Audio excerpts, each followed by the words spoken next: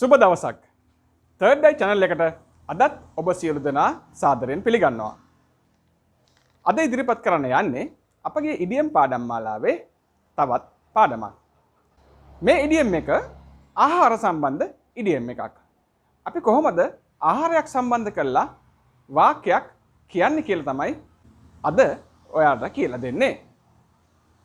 මෙච්චර කල් අපි ඔයාලට කියලා දුන්නේ කාලගුණය සම්බන්ධ ඉඩියම්. පහළ තියෙන ඩිස්ක්‍රිප්ෂන් එකේ ලින්ක්ස් ෆලෝ කරලා ඒ ඉඩියම්ස් වලට අයත් පාඩම් මාලාවල් නරඹන්න. අද පාඩමෙන් අපි කියලා දෙන්නේ කොහොමද යම්කිසි දෙයක් ඉතාමත් ලාභයි කියලා අපි කියන්නේ. අපි දැන් එදිනදා ජීවිතයේ වෙළඳ පොලේ අපි ඇවිදිනකොට ඉතාමත් ලාභ දේවල් අපි දකිනවා. අපිට සමහර වෙලාවට සුපර් මාකට් වලින් ඩිස්කවුන්ට් ප්‍රයිස් වලට යම්කිසි දෙයක් ලබා ගැනීමට හැකියාව තියෙනවා. ගොඩක් වෙලාවට අවුරුදු දවස්වල මේක බොහොමයක්ම වැඩි. එතකොට අපි කොහොමද ඒක ඉංග්‍රීසියෙන් කියන්නේ මේක හරිම ලාභ දෙයක් කියලා. අන්න ඒකට අපි ආහාර සම්බන්ධ ඉඩියම් එකක් භාවිතා කරනවා. ඒ ඉඩියම් එක තමයි cheap as chips කියලා. cheap as chips. එකෙන් අදහස් වෙන්නේ මේක හරිම ලාභයි කියන එක. ඔයාලට ලස්සනට කතනේ යෙදෙන්න අවශ්‍ය නම් මෙන්න මේ ඉඩියම් හැමදාමත් වගේ භාවිතා කරන්න. එතකොට ඔයාලගේ කතන හැකියාව ඉමහත් ලස්සන වෙනවා.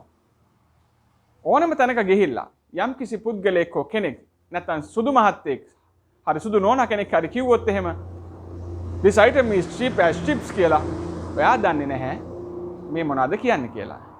සමහර විට අර්ථාපල් චිප්ස් ගැන කියනවා කියලා ඔයා හිතන්න පුළුවන්. cheap as chip කියන්නේ ඉතාමත් ලාභයි කියන එකයි. අපි බලමු වෙනදා වගේ කොහොමද මේකෙන් වාක්‍ය කීපයක් තනන්නේ කියලා. හොඳට මතක තියාගන්න මේක ආහාර සම්බන්ධ ඉඩියම් එකක් කියන්නේ related to foods කියන්නේ මේ chips කියන වචනේ තියෙන හින්දා. ඔයගොල්ලෝ දන්නවා chips කියන්නේ potato chips, එතකොට manioc chips, cassava chips, ඒ වගේ chips වර්ග තියෙනවා. අර බදපු දේවල් chips කියලා අපි කියන්නේ. ඉතින් අන්න ඒකට සම්බන්ධ හින්දා තමයි ආහාර සම්බන්ධ ඉඩියම් එකක් කියලා කියන්නේ. බලමු මේ cheap as chips කියන එක භාවිතා කරලා කොහොමද වාක්‍ය කීපයක් වෙනදාමින් කියන්නේ කියලා. මේ වාක්‍ය ඕගොල්ලෝ ප්‍රැක්ටිස් කරන්න. එතකොට ඕගොල්ලන්ට ඉතාමත් පහසුවෙන් එදිනදා කතනයේදී මේක භාවිතා කරන්න පුළුවන්. පළවෙනි වාක්‍යයට අපි යමු. Food stuff in Kerala are cheap as chips. Food stuff in Kerala are cheap as chips. මේකෙන් කියවෙන්නේ කේරළ ප්‍රාන්තයේ තියෙන ඉන්දියාවේ ආහාර ද්‍රව්‍ය ඉතාමත් ලාභදායී කියලයි. Food stuff in Kerala are cheap as chips. තව වාක්‍යයක් බලමු. Electronic items in Japan are cheap as chips. Electronic items in Japan are cheap as chips. ඒ කියන්නේ ජපානයේ තියෙන විදුලි භාණ්ඩ ඉතාමත් ලාභදායී කියලයි. ගොඩක් අඩුවෙන් ගන්න පුළුවන් කියලයි ඒකෙන් කියවෙන්නේ. තව වාක්‍යයක් බලමු. Some fruit varieties sold in these markets were cheap as chips. Some fruit varieties sold in these markets were cheap as chips.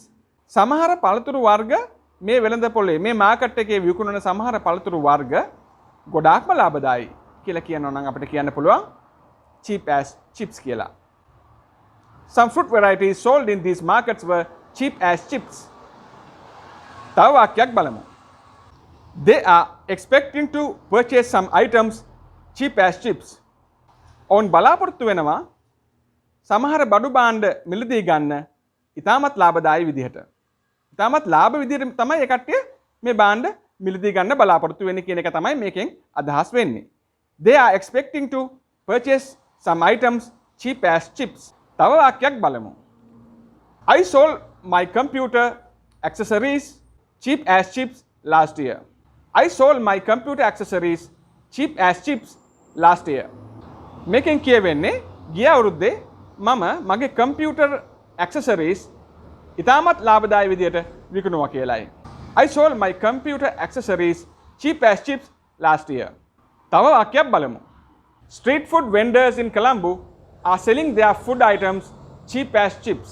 ඒ කියන්නේ කොළඹ ඉන්න පදික වෙලෙන්දෝ ඒගොල්ලන්ගේ කෑම items විකුණනවා ඉතාමත් ලාභදායී විදිහට. Street food vendors in Colombo are selling their food items cheap as chips.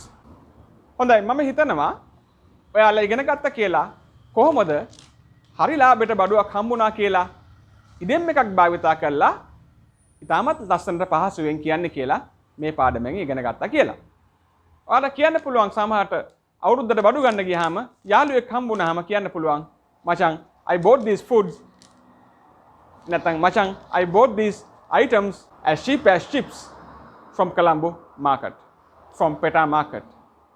එහෙම කියන්නත් පුළුවන්. එතකොට මේකෙන් අදහස් වෙන්නේ ඉතාමත් ලාභෙට ඉතාමත් හොඳ ප්‍රයිස් එකකට අපිට මේ බඩුව ලැබුණා කියන එක කියන්න පුළුවන් මේ ඉඩියම් එක භාවිතා කරලා. ඉතින් ඔයාලත් try කරන්න මේ ඉඩියම් එක භාවිතා කරලා Taman හිතලා වාක්‍ය කීපයක් හදලා කොහොමද මේක කියන්නේ කියලා. හොඳයි.